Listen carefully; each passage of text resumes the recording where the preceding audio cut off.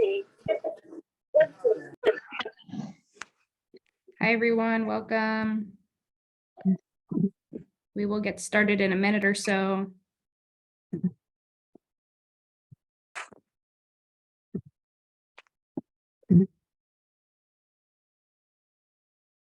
Some folks are still trickling in.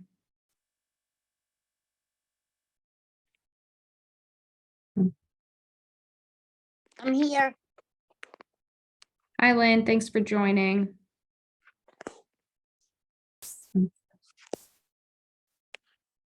All right, let's get started.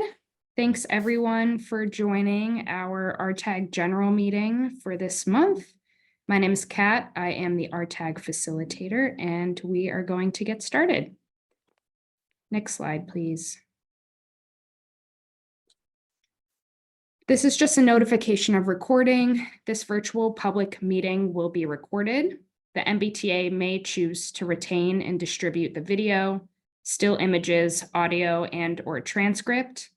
By continuing attendance with this virtual public meeting, you consent to participate in a recorded event. If you are not comfortable being recorded, please turn off your camera and keep your microphone muted. Other important notes: your microphone and webcam are automatically displayed upon entering the meeting. The meeting will be open to questions and answers at the end of the formal presentation. Please take time to respond to our survey. Your feedback is important.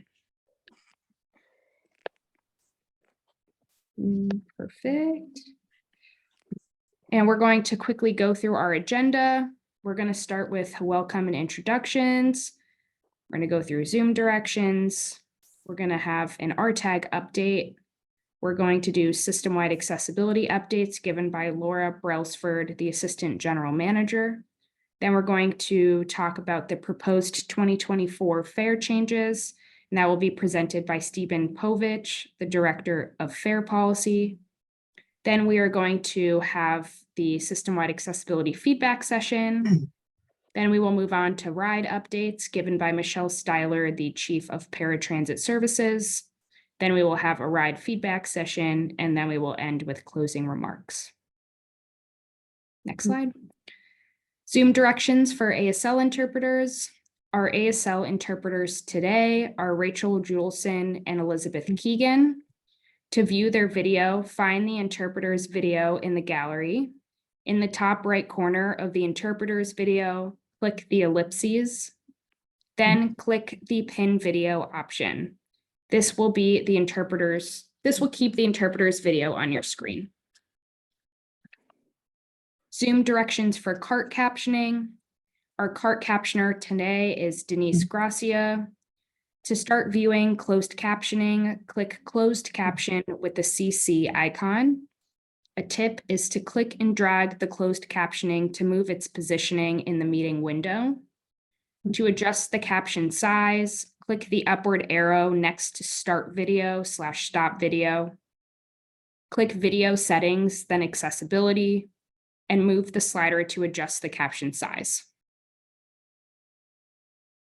Zoom directions for using the chat for technical questions. If you have a technical question about Zoom or the features of the meeting, please use the chat function.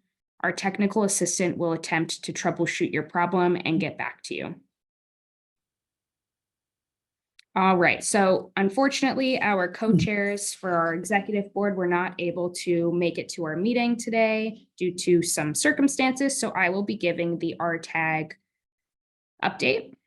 We have a few things to update, which is exciting, but for those of you who have not joined us before, RTAG is known as the Riders Transportation Access Group, and we are a community-based group advising the MBTA on transportation matters impacting people with disabilities and older adults. Our goal is to ensure that all people with disabilities and older adults have the opportunity to be fully participating members of our community, recognizing the fundamental importance of the right and ability to use public transportation equally and effectively. So we have a couple of updates on topics discussed in previous meetings the past few months. First, RTAG has continued to be in touch with the MBTA regarding efforts to address platform gaps throughout the Orange Line. Within the past week, the MBTA received a draft report regarding findings from the comprehensive audit that was conducted in the late fall. SWA and other departments are currently reviewing the findings to determine the next steps and will be providing a full update at the February general meeting. Second, addressing service animal refusals. We held separate meetings with representatives from both Uber and Lyft. Key points from the Lyft meeting included the establishment of a national standing work group dedicated to addressing service animal refusals. In the Uber meeting, progress was made with the creation of service animal refusal training material in video format. The implementation of these materials in Canada have shown positive results. Currently, we are advocating for similar training or orientation for drivers and are scheduled to meet with the Department of Public Utilities, which plays a regulatory role in rideshares.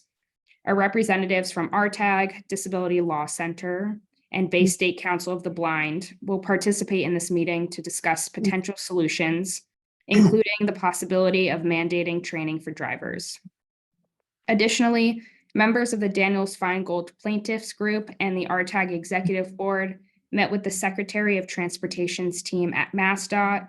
The purpose was to address concerns regarding coordination between the MBTA, MassDOT, and municipalities concerning bus, bike, and pedestrian infrastructure to enhance accessibility and public safety. Our requests included proposing an official working group between MassDOT and RTAG to handle snow removal on sidewalks, especially at bus stops. We urged MassDOT to advocate for legislation clarifying responsibilities and penalties for snow removal at bus stops, aiming for clear guidelines instead of each city handling it independently. Regarding bike lane infrastructure, we asked MassDOT to collaborate with the Department of System-Wide Accessibility and service planning teams at the MBTA to ensure the inclusion of perspectives from pedestrians and transit riders with disabilities in updated design guidelines for bike lanes adjacent to bus stops. We emphasized the importance of coordination and enforcing rules for bike traffic to maintain public safety standards and ensure access for people with disabilities is not compromised. RTAG has been accomplishing a lot of work, and we appreciate everyone's support and advocacy efforts. I am going to ask folks to just keep their questions to after the presentation when we have the question and answer period. And I am ready for the next slide. I'm going to hand it over to Laura Brailsford for system-wide accessibility updates. Well, good afternoon, everyone, and thank you, Kat. I am Laura Brailsford, the Assistant General Manager for System-Wide Accessibility. I'm going to be yielding the bulk of my usual time to one of my colleagues who's here to give you an update on some significant proposed changes to our fares later this year. But I did want to, before I turn it over to him, just wanted to cover a couple quick updates. Next slide. First, a number of folks here attended a listening session hosted by RTAG late last year, focused on the challenges associated with snow and ice removal. On behalf of the MBTA, I really, again, just wanted to thank everyone for their candid feedback on areas that are in still need of improvement, particularly around the coordination with cities and towns.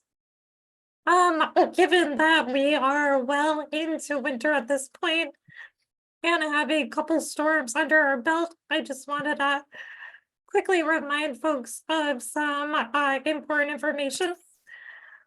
Specifically, that the MBTA is responsible for clearing snow and ice from all of our stations, both subway and commuter rail stations, along with their parking lots. Additionally, for the past decade plus, the MBTA has voluntarily cleared snow from each of the bus stops located along the 15 key routes.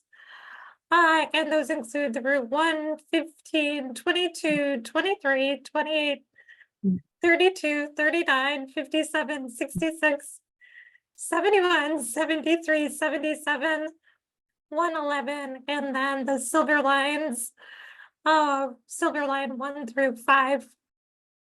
We have contractors out there immediately after a storm to make sure that those stops are cleared and that there's a path cut through the snow that often piles up between the street and the bus stop. If you are out and about after a storm and you notice that one of those stops along our key routes is not shoveled and is presenting a barrier to safe and accessible use, or you notice that snow and ice has not been removed from an important accessible path at one of our stations, please let us know as soon as possible, and we will work to get our crews back out there. And I'll tell you how to do that in a second.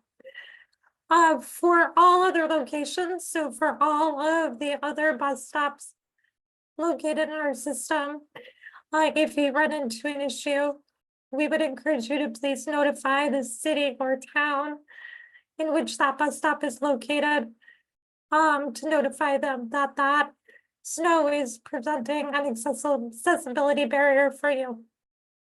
We also have a really comprehensive webpage on our website focused on all the things that you need to know about winter weather when it comes to riding the MBTA versus when and how we decide to divert certain routes following significant storms, how to check if there are delays or changes, and additional information about what stops we clear versus what stops the the municipalities clear. To get to that page, you can go to mbta.com/winter-weather. And on this slide, we've got a photo on the right of an MBTA bus making its way down a road that is flanked by some snowy sidewalks. All right, next slide. All right, and then as we like to remind everyone at every meeting, we have a lot of information about the accessibility of our services out there, and we are always happy to share more information as needed. So a great resource is our general accessibility page on our website, mbta.com/accessibility. In addition, we also put out a report every 6 months that provides an update on all of the major accessibility initiatives happening within our fixed route system. You can find our November report at mbta.com/accessibility-initiatives. We also encourage everyone here, if you haven't already, to sign up for a monthly newsletter my team puts out, letting folks know about important changes, improvements to the system, as well as notable meetings that you might like to be aware of. You can do that by going to mbta.com/SWA sign up. In terms of upcoming meetings, the next RTAG meeting is on the books for February 22nd. That will also, just like today, be from 3 to 5 p.m. and be virtual. And then later on this year, we've got our next formal update on the status of the Daniels-Feingold accessibility settlement agreement. And that is going to be on June 26th in the evening.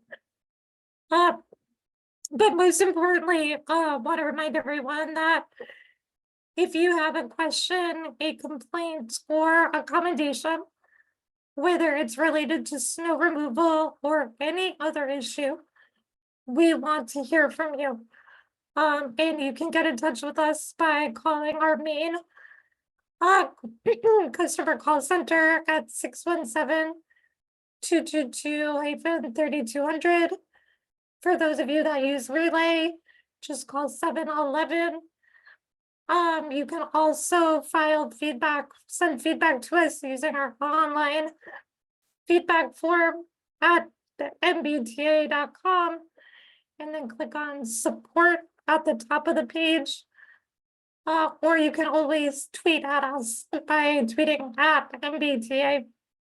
And if the issue is related to accessibility, a copy of that feedback will be shared with my team, and we will work with the appropriate department or departments to make sure that it is thoroughly and appropriately addressed. All right, so I'm going to end there to again yield my time for the discussion around proposed fare changes, but I'll be available later on for Q&A. And at this point, Kat, I will turn it back to you. Great. Thank you so much, Laura. I am now going to turn it over to Stephen Povich, the Director of Fare Policy at the MBTA, to talk more about proposed fare changes. Take it away, Stephen. Thank you, Kat. I'm new to this meeting and it's great to be with you. Just one logistical question. Will we do questions on this section at the end of the section or at the end of the meeting? I just want to know for my planning. At the end of the section. Okay, great. That sounds good.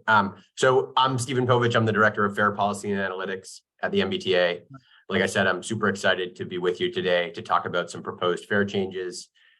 Before we move into the actual changes, just to let everyone know where we are, fare changes are a 3-month process with the board and the public here at the T. We present them by way of introduction to the board. We did that today and last week at the MBTA board meetings.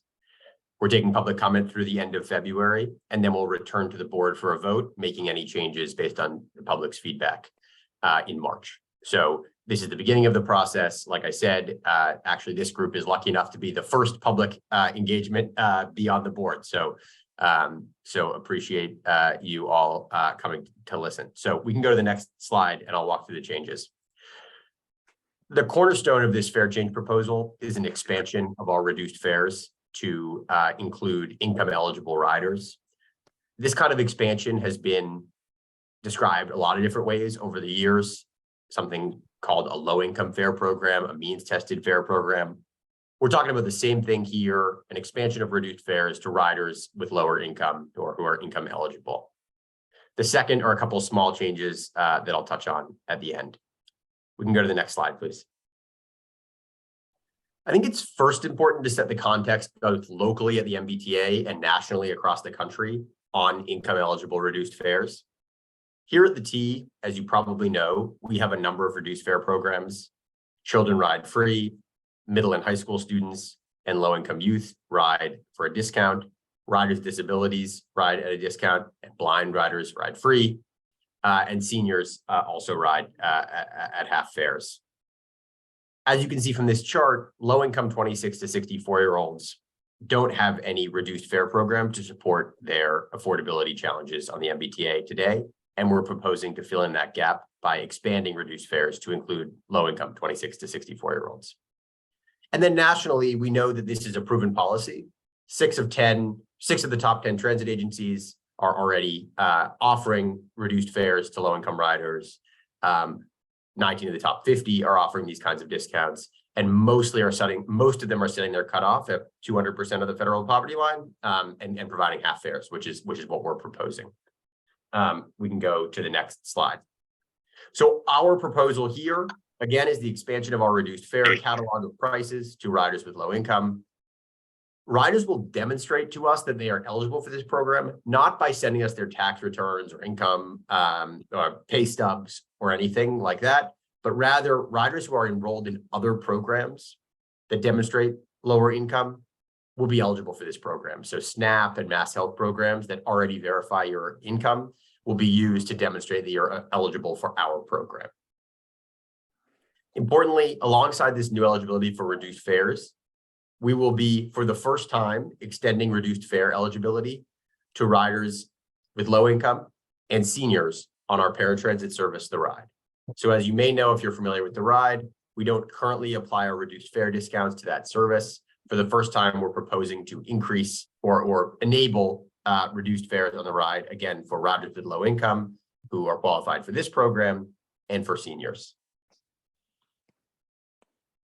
Next slide, please.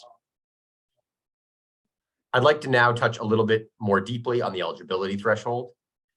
As I mentioned, we're looking at 200% of the federal poverty line, which equates to $30,000 for an individual or $60,000 for a household of 4. On the right side of the screen, you can see a little bit more detail on what I mentioned earlier, that we'll be accepting proof of enrollment in other programs to demonstrate eligibility for this program. Hopefully you recognize some of the names on the right, but SNAP and Mass Health programs are the primary way that we'll be verifying riders' eligibility. We're really excited to partner with the Executive Office of Health and Human Services and the Registry of Motor Vehicles so that riders can automatically and instantaneously demonstrate their eligibility and their identity via automatic processes in the back end with data sharing. So we're really excited about that. Next slide, please. So what does this mean for riders if you enroll in the program? Enrolled riders will be mailed a card that looks like the one on the top right corner of this screen that will be valid for half fares. So if you tap it on a fare vending machine to buy products, you'll see a menu of products that are half price. If you load it with stored value and you tap it at a subway gate or a bus fare box, it will deduct half the price of a standard fare. And for ride users, specifically standard trips will be offered at half price for enrolled riders. Again, riders who are income eligible or seniors. The bottom, we have a couple of examples that demonstrate, how material the savings that we're proposing is on an individual level. If you ride the bus and subway network on a regular basis and buy our Link Pass for $90 a month, the reduced fare price is $30 a month, a $60 savings every month. And we're also very excited to extend this benefit to the commuter rail, which we know is our most expensive mode that some riders today are priced out of because of the higher fares. We picked Zone 5, which I think is a fine example, but of course this applies across the network, where the price will decrease from, for example, $9.75 for a single ride ticket to $4.75 with a reduced fare eligibility, and can provide, as you can see at the end here, thousands of dollars of savings for riders who are riding our service frequently, opening up new opportunities for travel that we're really excited about. So that's the bulk of our fare change. Again, like I said, I consider these new reduced fares to be the cornerstone of the package. We can go to the next slide, please, which shows the last two more minor changes. The first is change tickets. Today, if you pay directly with cash on a fare box on a bus, Green Line, or Mattapan Line vehicle and overpay by more than 50 cents, the extra value is given back to you on a Charlie ticket with stored value. That functionality has become obsolete, the technology that provides that, and we're unable to continue to offer change in this way. And so now we're asking riders to grab Charlie cards, which we're stocking on board buses, and loading their value at the fare box onto that card to retain the extra fare. And the second is on our commuter rail. As you may know, we currently have an unlimited weekend pass for $10, all you can ride Saturday and Sunday. We've been piloting an expansion to federal holidays. So if you think back to MLK weekend a couple weekends ago, you can ride all day, Saturday, Sunday, and Monday for the same $10. Same thing with holidays that take place in the middle of the week. July 4th this past summer was midweek, riding all day that day for $10. So our fare changes are brought to the board and the public as a package. And as I said, we're kicking off the public comment period for the next 6 weeks or so, and we'll return to the board in March for a vote. That concludes my explanation of the changes. It looks like the next slide is just questions and comments for SWA. So I'll pause there and see if there are questions for Laura or myself. Thanks so much, Stephen. So this will be our question and comment period for both system-wide accessibility and also Stephen's presentation. To indicate that you have a question, please use Zoom's raise hand feature located at the bottom of the screen. When you raise your hand, it alerts the moderator that you'd like to speak. The moderator will unmute attendees to ask questions in the order that they raise their hands. To speak, click reactions, then raise hand. To use the keyboard, you can click the Alt key and Y key. And if you're calling in, you can press *9 to raise your hand or *6 to unmute. And I will begin with Lynn. Yes. I have a question about, the train, thing of the blue line of the Bowden Square T station.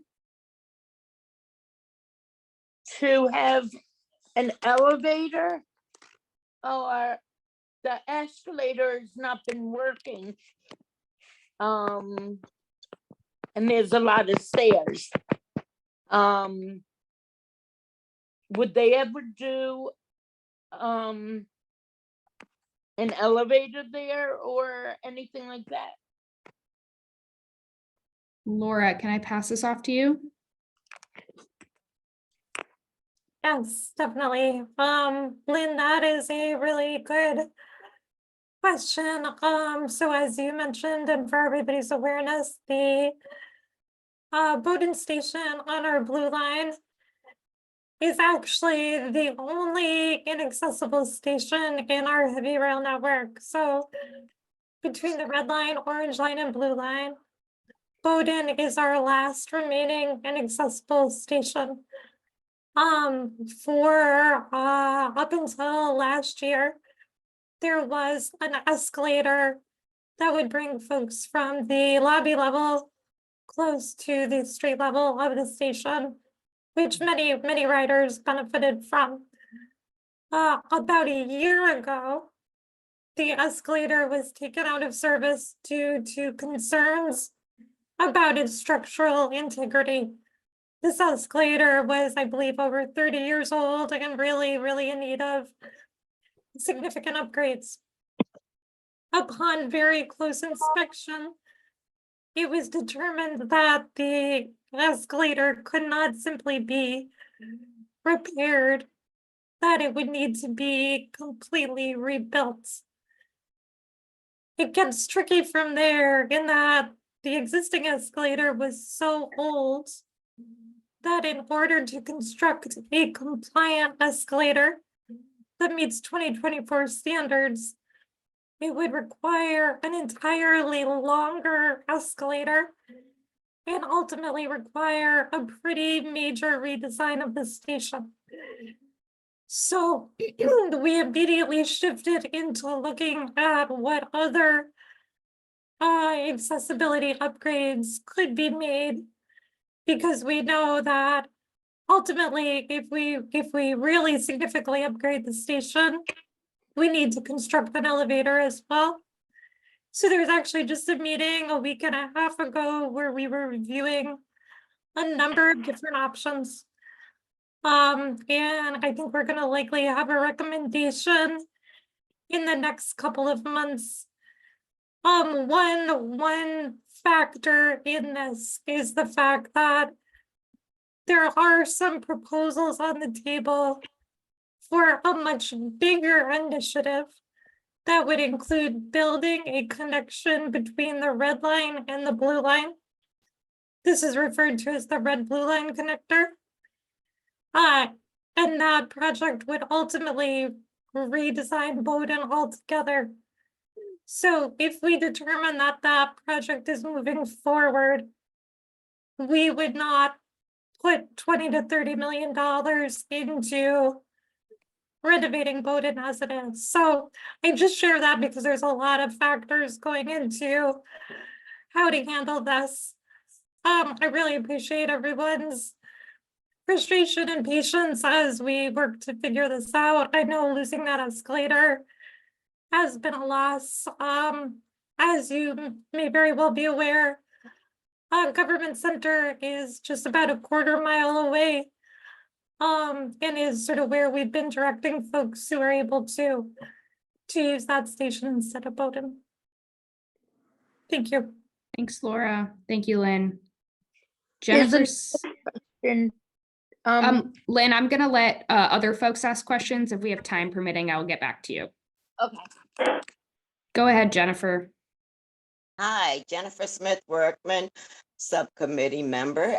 I have a question in regards to the fare reductions, I understand and I've heard that it applies to the commuter rail, but does this apply to the Dial-A-Bat bus system as well? Because as far as I know, they are system-wide part of Massachusetts transportation. Is this any way inquiring with them? That's a great question. When you refer to BAT, you're talking about Brockton Area Transit and the buses there. Correct. Yes, yes. That's a great question.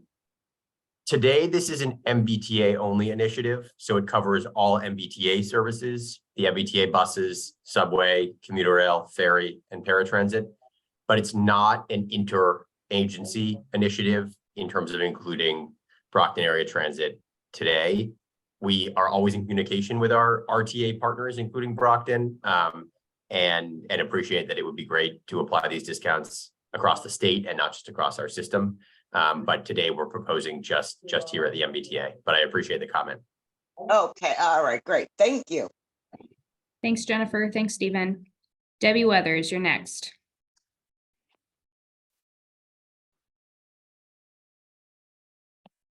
You are muted.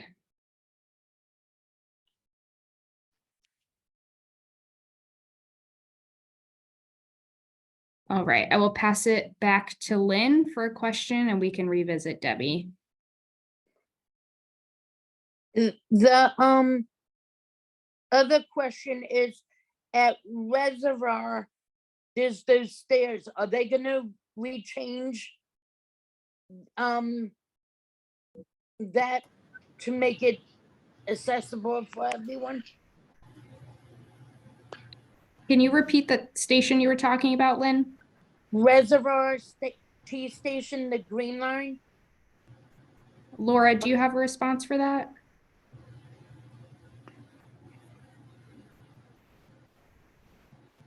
Or let me ask, Chris, if you are on the call, if you want to jump in with sort of the most recent updates on Reservoir. We don't have anything immediately in the pipeline, but there are some of those barriers are on our list of issues that need to be addressed.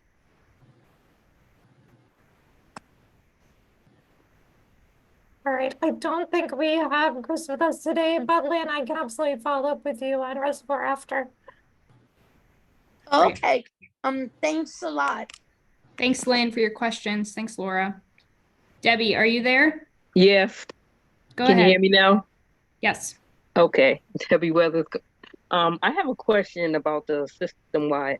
I've noticed that they've been expanding all these stations, but even before COVID, I've asked about the JFK getting elevators or at least escalators in there, and they're spending all this money on all these other stations and redoing stations like Quincy and Braintree and Wollaston. They've all had escalators and elevators.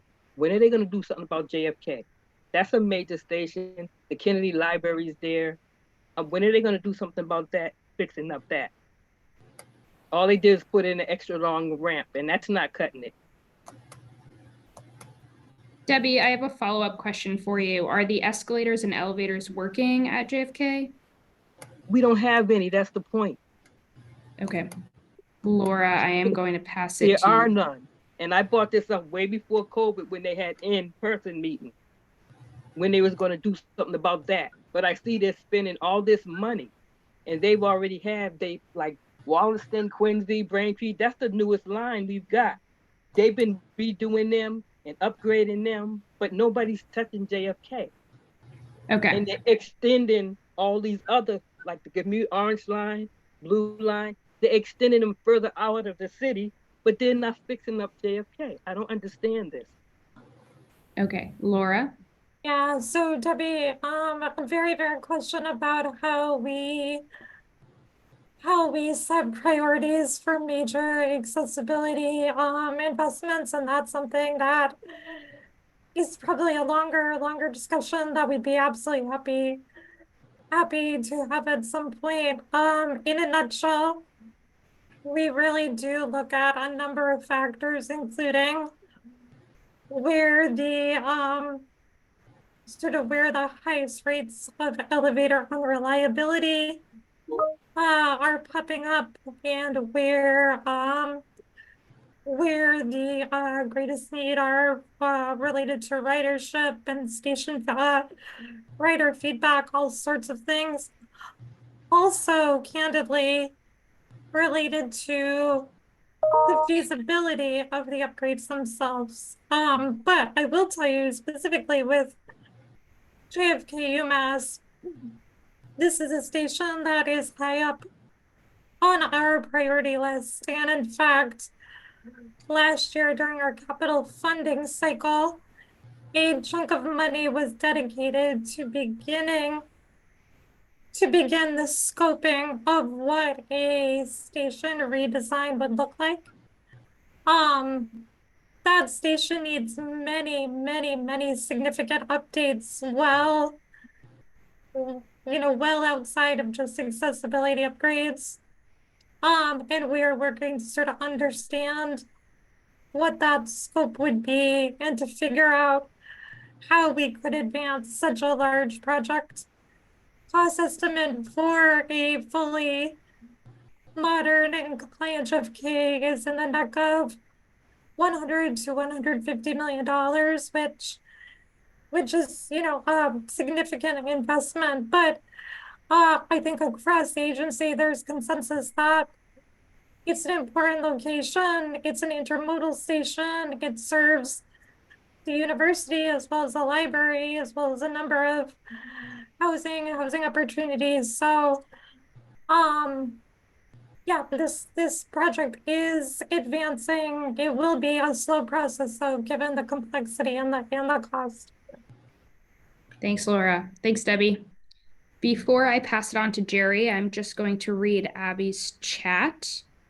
She shares 2 problems with MBTA related snow removal in Brookline. One, when I contact Brookline DPW about clearing Route 60 stops along Route 9, they tell me to contact MassDOT Highway Division, and DPW does not clear sidewalks or bridges over D-line track, maintaining that those are MBTA's responsibility. These gaps in responsibility result in very poor to impossible access to some stations and stops. Abby, I would ask either in the chat or following the meeting by email, if you could send Jennifer and myself a few additional details, specifically what stretch of sidewalk are you referring to, and in particular, what bus stops are not available because of this. And what we will do is we will begin a thread with both Brookline and MassDOT and the folks at the T who are responsible for snow removal, and see if we can get clarity on how to address this in future storms. Thanks, Laura. Go ahead, Jerry. Thank you, and thanks for your presentations today. I just have a question around or asking for clarification regarding the proposed fare changes, if I may.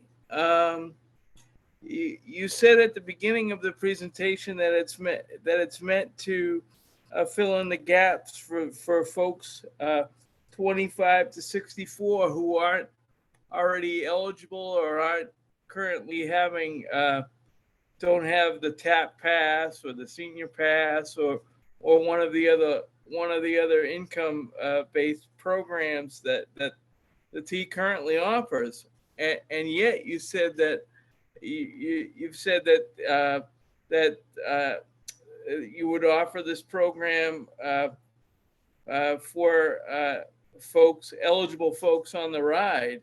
And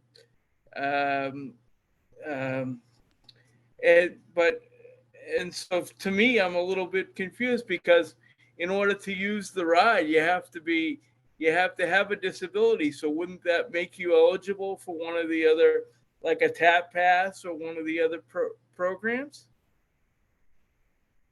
Yeah, it's a great question, Jerry. I appreciate you asking it. My understanding is that, as you said, on the ride, our riders generally all have disabilities of some kind that make them unable to ride the fixed route service some or all of the time. And as a result, they do qualify for TAP passes on our fixed route system. Historically, we have not applied any of the reduced fares to the ride, including the TAP program. But the ride has always been a source of key advocacy on the issue of fare affordability at the MBTA. And we know that ride fares, like our fixed route fares, can be a burden for riders with low income. And so we were really focused for the first time, applying a reduced fare program because of the nature of this reduced fare program specifically to the ride. And so we want to apply, again, our low income discounts to the ride. Now, as part of this initiative, we are also proposing to apply senior discounts to the ride. As you may know, the senior card has a 8-year application cycle, so you apply every 8 years. Our low-income fare discount program that we're proposing will apply every year. And we didn't want to make low-income seniors on the ride keep applying every year when their fixed route counterparts could apply every 8 years. So we wanted to make this as seamless and equitable as possible on the ride by offering reduced fares for seniors and for all low-income riders on the ride. I hope that answers your question. Somewhat, although I'm still, again, I'm not sure what gap you'd be closing if you make it eligible for folks that use the ride. Although definitely any proposed fare changes should apply for riders with disabilities as well and users of the ride. So I'm glad that it will. I'm not sure. And maybe this gets back to messaging, how it would specifically could potentially apply to ride users, but I would look forward to seeing some messaging and maybe having RTAG or one of the other groups help with some messaging around that. I just had one other brief question in regards to the proposed fare changes as well. Yep. If I may. You had a list on one of the slides of several mass health programs that would make someone eligible for the low fares. I didn't see all the mass health programs. Specifically, I didn't see Common Health, for example. Are those the ones listed on the slide? Are those the only mass health programs that are currently going to be involved in the low fare program, or potentially could it be potentially eligible for those of us on Common Health as well? That's a great question. So the way we accumulated that list was we met with our partners at Health and Human Services, both DTA and Mass Health, to understand what the eligibility requirements were for their programs. And we picked out the programs that have income cutoffs at or below the eligibility level for our program. Okay. I've noted Common Health, and I'll look into that one and get back to you. We're going to start with the list that was on the slide. We're going to start with the list that was on the slide, and we'll look to expand that over time as we determine there are other programs that have the right income cutoffs, and that might make it easier for folks to apply. So to answer your question directly, we're going to start with that list, but we'll look to expand, and I've noted Common Health specifically, and I'll look into that. Yeah, because it's my understanding that there are plenty of users with that Medicaid eligible folks who are on Common Health that may still meet the income requirements. So again, I would encourage you to look at that program as well down the road. Will do. Thank you. Thanks, Jerry and Stephen. I am going to call on the next three folks, and then we'll move on to the ride section just because of time purposes. But Maria Foster, you are next. Hi. Can you talk a little bit about how current ride users will be able to access the reduced fare program. Sorry, could you repeat the question? I couldn't hear you. Can you talk about how current ride users will be able to access the reduced fare program? Good question. So we are building out a couple different methods for riders to enroll in the program, both at the ride and on the fixed route system, bus, subway, commuter rail, and ferry. We are going to primarily launch an online application. If you're familiar with our other online applications for reduced fares for Youth Pass, Senior, et cetera, building on that model here. To do an online application, which, as I mentioned, through those through those interdepartmental or interagency partnerships, will automatically verify identity and eligibility.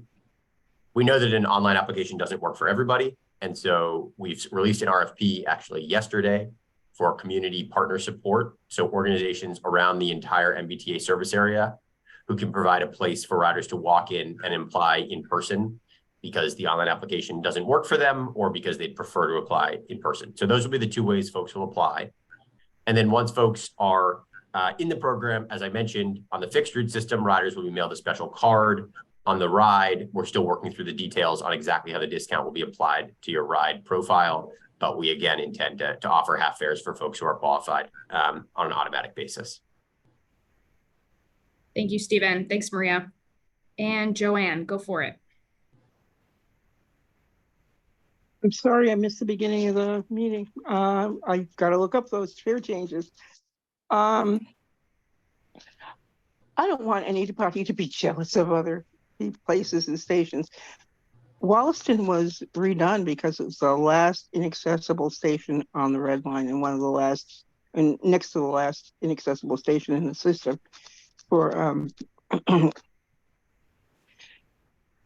to be honest, neither Quincy or Braintree have been rehabbed in the last 25 years that I've lived around here. And frankly, the Quincy Center Station bus station the building's condemned.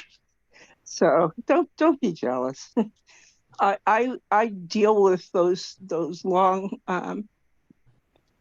ramps at JFK UMass, and they're a pain, especially, last thing you want to do when you get off the bus, especially if it's raining, is to go up those long. Yeah, it's not great with a wheelchair. Hopefully there'll be some way to get up to the station on the outside with an elevator, but quite frankly, we're lucky that we have elevators on the inside that we can get down to the platforms. I'm glad to have them. So it is what it is. Thank you. Thanks, Joanne. All right, Rob, next slide, please.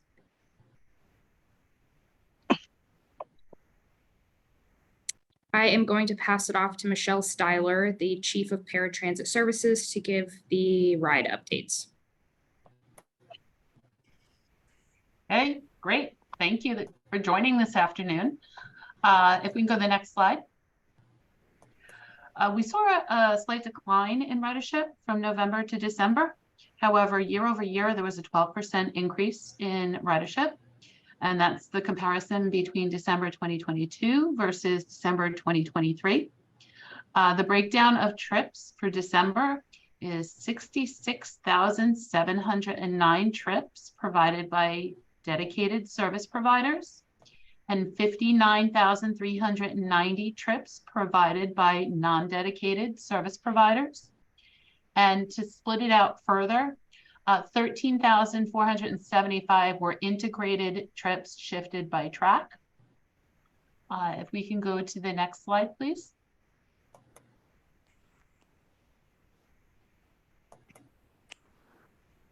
On-time performance climbed through the fall. And we saw a decline through the fall on trips that exceeded 120 minutes. Next slide, please. Our call center performance, we've seen significant improvements here. We invested in new telephony software along with hardware and additional software upgrades. And the track team is now fully staffed following wage adjustments made in the summer. We experienced an average speed of answer below 1 minute for both November and December. And then to the right is a chart that shows call volume, and we saw a decline in call volume from November to December as well. You can go to the next slide. There are a number of metrics we use to measure call center performance, and I'm sharing a new one here for you. We also track the percentage of calls that are answered within 2 minutes. Again, here we've seen some significant improvement. 86.2% of calls were answered within 2 minutes in the month of December. Next slide, please. Complaints for ride service. We trended downward since a spike in the spring. In December, there were 186 complaints, 32 commendations, and 245 inquiries. We also track complaints per 1,000 trips, and we saw a decline of 2.5 in November down to 2.3 for the month of December. Next slide, please. I wanted to speak to the RIDE organization. You've often heard me speak to our attempts to build out the team. We've made some progress here. We started out fiscal year 24 with 27 approved headcount positions, and we were working to fill them. We have filled 5 of the 13 vacant positions. And we have hired the senior customer liaison who began this week. And we look forward to introducing her at the subcommittee meeting. The next slide, please. I'd like to speak to some of the RIDE work that we have underway. I refer to them as RIDE initiatives. We've been really busy. We've made a lot of great strides here. The new telephony system that we installed at RTAG has improved performance, productivity, and reporting.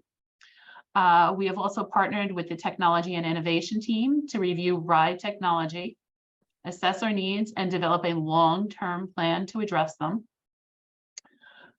We continue our efforts to understand and improve the customer experience. We've developed customer journey maps for the mobility center. We were working on RideFlex just this past week. And we are also beginning a review of the results of the customer satisfaction survey. I'd also like to share that the RIDE's AI, or artificial intelligence proposal, was selected by Innovate MA, which is a collaborative initiative led by the governor's office, EOTSS, ANF, and Northeastern. We look forward to introducing additional tools to our customers to improve their experience. This proposal was regarding an AI chatbot for our website for our customers to use. Additionally, our innovation team was awarded a grant to study electric vehicles for paratransit. Lastly, we are committed to developing as a team and individually. We have 3 team members that have participated in the MBTA Greenbelt training. This week, we have staff in the National Transit Institute training on paratransit and eligibility. And we are working on hosting guest speakers here at the MBTA to speak to our team about lived experience. If we could go to the next slide. This is simply how we close all of the time with key contact information. But I'd like to open the floor to any questions if anyone has them. Rob, will you just hit next slide? All right, we are going to begin our question and comment period for the RIDE. To indicate that you have a question, please use Zoom's raise hand feature located at the bottom of the screen. When you raise your hand, it alerts the moderator that you'd like to speak. The moderator will unmute attendees to ask questions in the order that they raise their hands. To speak, click reactions, then raise hand. On the keyboard, you can click the Alt and Y key And if you're calling in, press *9 to raise your hand and *6 to unmute. And I will begin with Lisa. Thank you. I have two questions. The first of which, it's not just me, I've noticed with other people. It will give me a time that I'm supposed to be picked up. It'll say it says 9 o'clock. I will be waiting. I'll check again and it says 9:30. And then they still pick me up late for that. Why are our times changing? Like sometimes it's like an hour later that I literally had a trip that I had to be there at 12:45. They scheduled it for 11 o'clock pickup. Then I called again and then it changed to 11:40. And then the next time I call back, it says 12:45 is my pickup time. And then sometimes it'll just say, please hold for the next available operator. Can I ask who I'm speaking with? Lisa Hewen? Okay. And your question is related to the time provided the evening before? Well, the times keep changing. The closer you get to the time, it keeps changing when you call to see what's going on. Well, I can speak to some of that. And of course, we can have somebody look at your more recent trips and dig into some detail. But one of the challenges of paratransit service is the nature of our service, which is we build those schedules every day, new schedules. It's not like fixed route. And there are certain factors that impact our ability to deliver service that same day. And some of those would include no show. And I expect that there are many seasoned RTAG members that have heard me speak to this before, but some of those circumstances include customers that may no show, customers that may take additional time to board or exit a vehicle, traffic, but largely the main factor is a driver shortage. Call outs of drivers on the same day, but the driver shortage often makes it difficult to fully address demand. So if I liken it to an appointment at the doctor, that if we're struggling in the morning, that throughout the day, we may encounter more problems. But what I can share with the folks here in RTAG is that we continue to work to address that driver shortage. And we're hopeful that we will begin to see more hires shortly to be fully staffed. Right now, we're about 20% understaffed for drivers. And I can understand that, but like, I'll give you a perfect example is today. Today, I had a 9 o'clock pickup. Mm-hmm. Then it moved to 9:15, but I had no idea. And then the driver arrived around 9:30, and then they added somebody to him. I had a 10 o'clock drop off, but I never got to my appointment because at 10:15, I finally said, hey, listen, can we just drop me back at home? I've already missed my appointment. And then they told me they couldn't schedule the second leg of my appointment, which was to get from my appointment to somewhere else, because I wasn't at that original location, which you guys couldn't even get me to. And it was already, by the time I got home, it was like more than an hour late. First off, I want to apologize, and I understand your frustration. Oh no, it's just when you talk to them over and you call it the reservationist, the lady gave me an attitude and said I needed to just be patient. Can I ask you, and we don't have to do it in this public meeting, but can I ask you to share the information for this trip that you can provide to perhaps Kat, so we can look into this? Because I also don't want to hear that you had some difficulty with the reservationist either. I would like to drill down into your experience today to understand it and to follow up with you. In general terms, the difficulty is with driver shortages and same day issues that impact our ability to deliver service. And absolutely, it is not to say that we couldn't handle it better. So again, if you're willing and able to share that information, I would like to look into that and get back to you. I have no problem sharing it. And I just wanted to say that I'm not the only one who's been complaining about this lately. It just, when you complain that there's a problem to the person at reservations, depending on who you can get some really nasty responses. I would really like and encourage you to report those issues to us. The phone lines are recorded, and we can have that information pulled, and we can have the reservationist or your point of contact coached or disciplined as necessary. So it really is important that you share that with us. I appreciate it if you follow up with us. Thanks, Lisa. Thanks, Michelle. Thank you. And thank you, Jennifer, for posting the phone number. Rhoda, go for it. Hi. I really totally agree with Lisa's issue. That is the main reason why I have basically stopped using the ride. I was had the ride scheduled, and this was a year ago, and to take me to a surgery that was early morning. And at 7 o'clock, I needed to be there. I was an hour late for the surgery. So when they don't show up, if we are 10 minutes late getting downstairs, they leave in 5 minutes.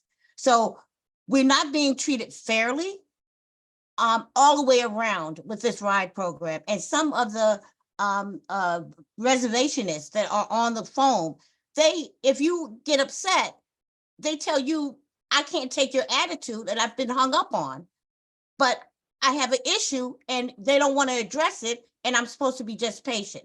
But that's not my main complaint.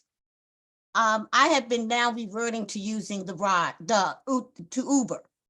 Now, Uber now had developed this new program where you can book your ride in advance. Everyone can book their ride in advance except wave users, wheelchair accessible vehicles. And I was told that is what the MBTA had requested by Uber officials. Now, and then another thing I was told was that because there are so few wave drivers, they don't want to have you schedule something in advance because it will take away from those that need to get right away. Well, it's the same thing as being with the ride. If I call now for a wave vehicle, it may take me 20 minutes to get a wave vehicle to respond, and then they may be 45 minutes away. So if I need to go somewhere at this point, I call 3 hours before I need to be where I need to be in order to try to get a ride. And like tomorrow, I have to go to the airport. And I'm hoping my flight's not till 2:30, but I'm going to try to get an Uber by 11 a.m. Start calling at 11. Or should I start calling at 10? Why can't we schedule a Uber wave vehicle in advance? That is my main question. And why are we being treated? I just totally feel that being disabled, we're considered second-class citizens, and we're always, we're given some availabilities and accessibility, but it's limited. And I really wish we could be treated as normal American citizens with the same rights. Thanks, Okay, Rhoda. So you started out speaking to service and performance of the ride and route reservationists. Can you explain? Can you share with me the experience? Was it a recent experience that we could investigate?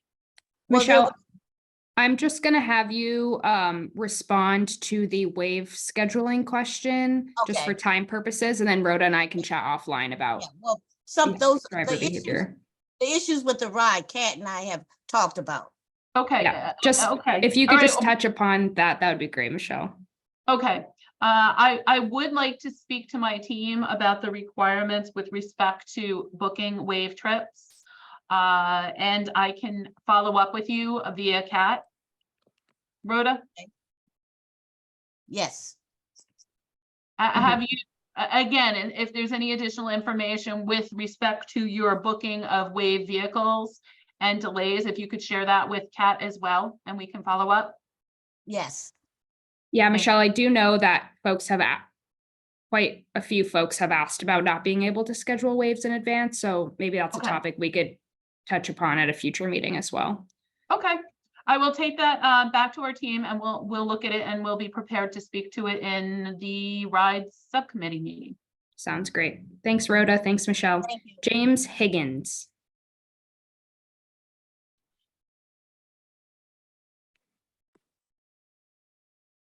Okay, there's the unmute. Hi, I'm James Higgins. I'm from the North Shore, north of Boston, and I'm a very frequent user of the ride. I've been a customer several years, and I probably use it between 16 to 17 times a week. So I'm a frequent flyer, as they say, and I have not had very good experiences. Hello. And someone brought up today that they had an experience, and it made me think of the experience I had today. I was told that I was going to be picked up and brought home from a Melrose destination at 12 o'clock when I asked to be picked up at 11:15. So I accepted that. I said, "Oh, I'm going to have to wait 45 minutes." So I get a cup of coffee, I stand on the sidewalk. I'm waiting and waiting and waiting. It gets to be he was supposed to pick me up at 12. It got to like 12:35, and I called track, and I was told that he was in the area. So I said, "Okay, great." So I hung up and I waited. I waited 10 minutes. I called back track again, and they said he was in the area. He would be there soon. So I waited and waited again. So I called track back again after 10 minutes. It's getting close to 1:15, 10 minutes of 1. And they told me that the driver said that I was a no-show and that he had left the area. Now I had been standing in the pickup area, the destination for the pickup, exactly for almost an hour, and he was not a no-show. You know, I watched the traffic going back and forth in front of me on Main Street, and there was no T vehicle ever approached either way. So I said, "Okay, well, maybe you can send somebody else or you can send an Uber." And the lady said to me, "No, we can't do that. You have to wait an hour." She says, "I can schedule another ride for you in an hour." She says, "You'll have to wait until like 1:18 or 1:30.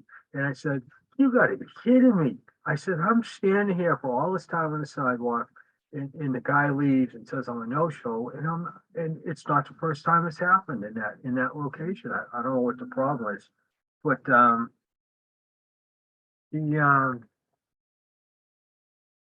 so I said, "Okay, what am I gonna do? I'm stuck. I live in Peabody. I'm in Melrose. I gotta get home, and I'm not gonna pay $18 to $20 to an Uber to get home." And so they scheduled me another ride. I went across the street, got a sandwich, sat in the sandwich shop for a while, and finally a nice gentleman showed up in a T-Ride bus and took me home. You know, but it's since the first of the year, things for me, my experience, personal experience with the ride has gone down. And you know, I saw all the charts that you put up there, and they all looked great. But for me personally, it's gone down. And I started using the Flex program several months ago. It took me like 2.5 months to get it straightened out. I had to ask somebody at one of these RTAG meetings to help me figure out what the heck I was doing wrong. And even they could, I don't know what was going on. So it's for me, it's been a very hard program to understand the ride. And even though I'm a frequent flyer and I use it all the time.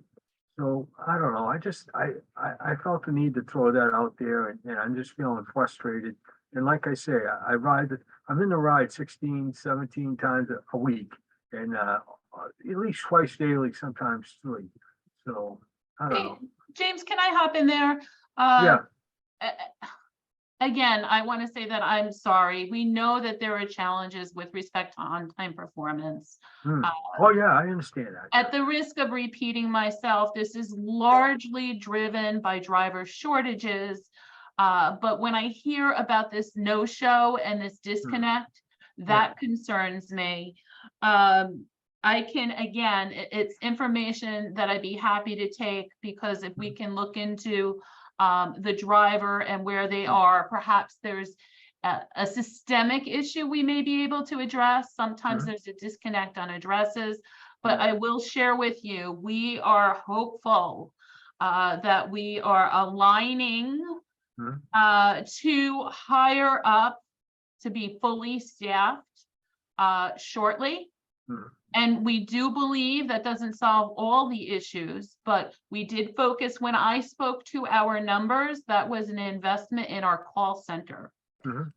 And we're seeing improved hold times there.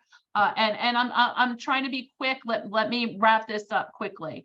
We spent a lot of time investing in the call center, and what that did is we're fully staffed and we're able to answer those phones quickly. And now what we're going to do is use those tools to improve productivity and quality at the call center. I At the will same say that time- all the people that I talked to on the phone in the past month have been glorious. I have a pleasant thing. We Good. talk nice to each other. We say, have a nice day and everything. So I will say that much, that it's been pleasant on the phone. So I will close with, we're going to take your information, we'll look into it, and we are well aware that there are operational issues.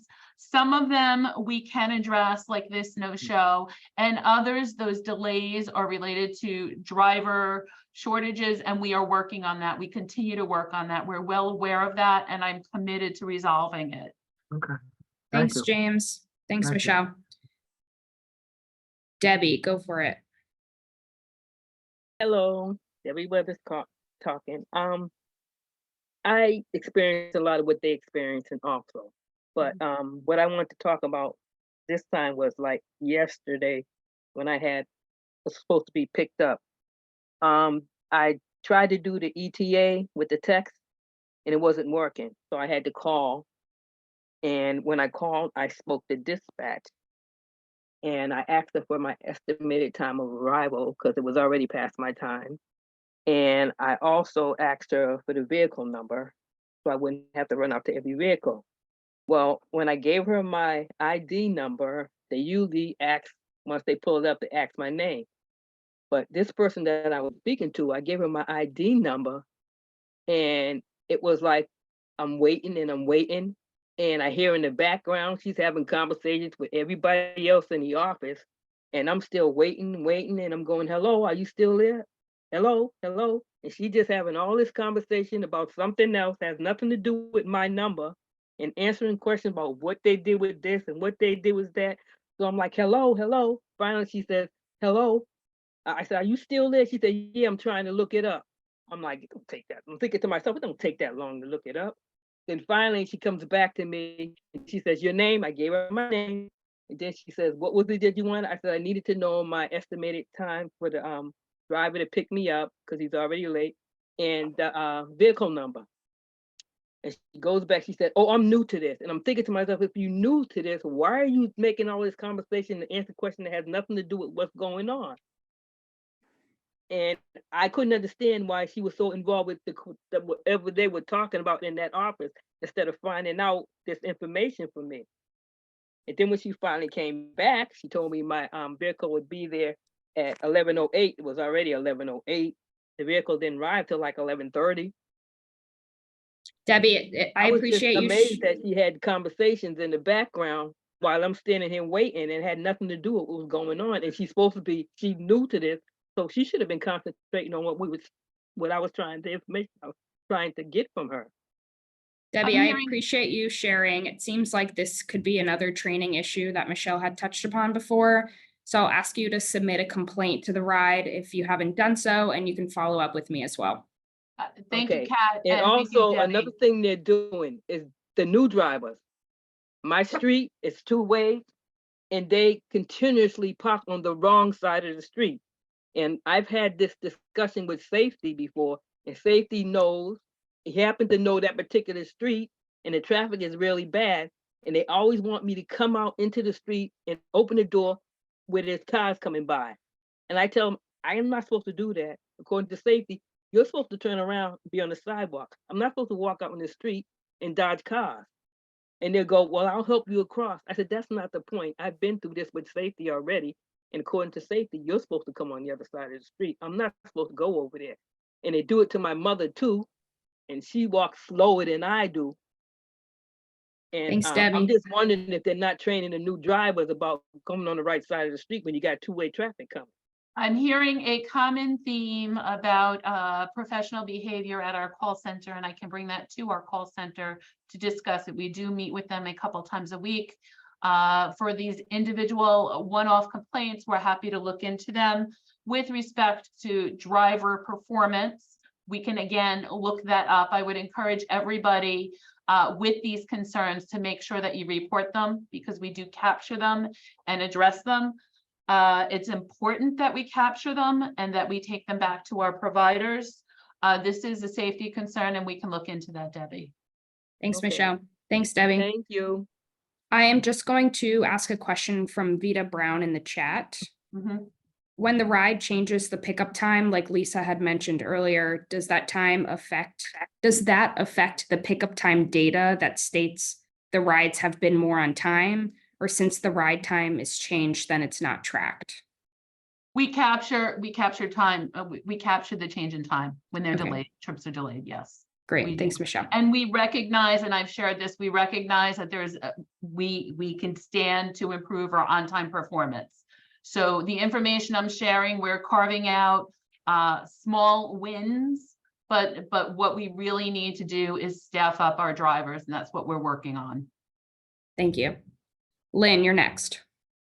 I noticed a lot of the people that answer the phones sometimes say, oh, we can't do 1 day things and all this stuff, and they sometimes are really rude. Thanks for Okay, sharing, Lynn. Lynn. So thank you. And again, this is something that I'm hearing. So we will bring your comments, the group's comments back to our call center. I had spoken to new telephony where we can scan these phone calls and review and use them as coaching opportunities for our staff. There are a fair number of relatively new staff at the call center too. So we can work on these improvements. Thanks, Michelle. Thanks, Lynn. Jerry, you're next.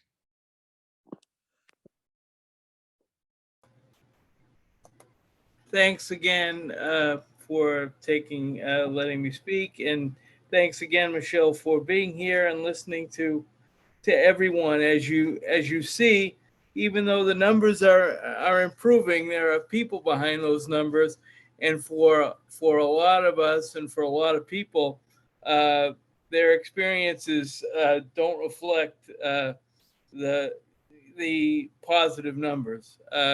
And we always need to remember that there are people behind those numbers, and even my pup here is voicing that as well. I'm sorry if you heard him barking, but anyway, my question is, I've noticed lately, and I don't know if you've heard any complaints or heard about this, but I've noticed lately that my last few rides, and I've heard from others as well, have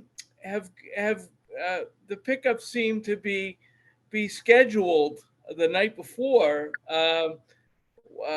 well before our requested drop-off times, and getting us to our destinations well before our appointment times, and causing us to have to wait at our destinations, sometimes as much as an hour or 90 minutes earlier than our requested appointment times. Again, Michelle, I could certainly give you my specific examples, through the complaint process, but I just wanted to know if you knew of any. Has there been a change in the scheduling software, or how they're scheduling trips, or have you heard of systematic issues that we can look into? I have not been made aware of any changes. Mike Kulak, the Director of Operations, is not on this call, but I can bring this back to him and we can take a look at the data to see if we can identify something and also speak to our providers. And again, we are in close contact with them. So I will bring this back to Mike Kulak and the providers and share your observations.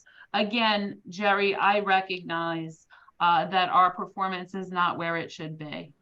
And I also believe that, yes, we're answering those phone calls far more quickly and people aren't on hold, but that doesn't mean we can't also focus on quality as well.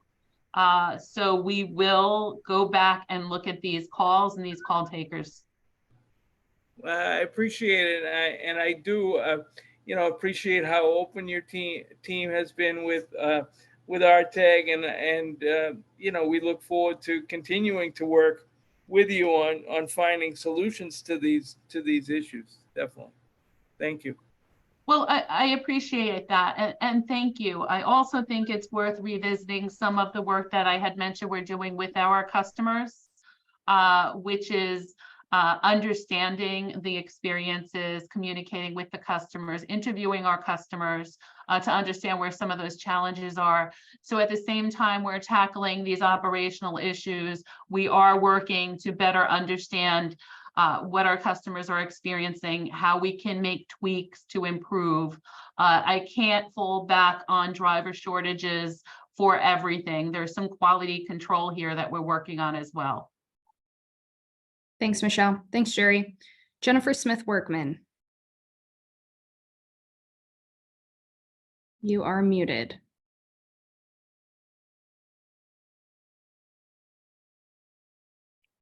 All right. Any final questions from folks before we do a little summary? All right. Rob, feel free to take down the slides. Oh, just kidding. People are coming in. Lisa, I will hand it off to you. Oh, everyone's going away. Oh, go ahead, Lisa. If you're there. Okay, never mind. We will finish up right now. I have some summary notes that I took both for SWA and Stephen's team, as well as Michelle's. To follow up with Stephen, we discussed having RTAG help with future fare messaging and also look into common health for the low-income fare. And for Michelle, we talked about looking into driver behavior and reservationist and call center staff behavior, as well as investigating whether it's possible to schedule wave vehicles in advance. And I'm not sure if we have another slide after this. Rob, would you be able to check? I'm sorry, I'm unmuted. Go ahead, Jennifer. Question in regards to the WAVE program, not the WAVE program, the LIFT program.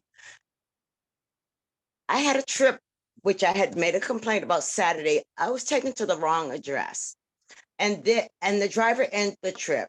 I had to use another one of my allotted trips to go to my destination. I clearly put in the destination I was going to. How and will this ever be in the future?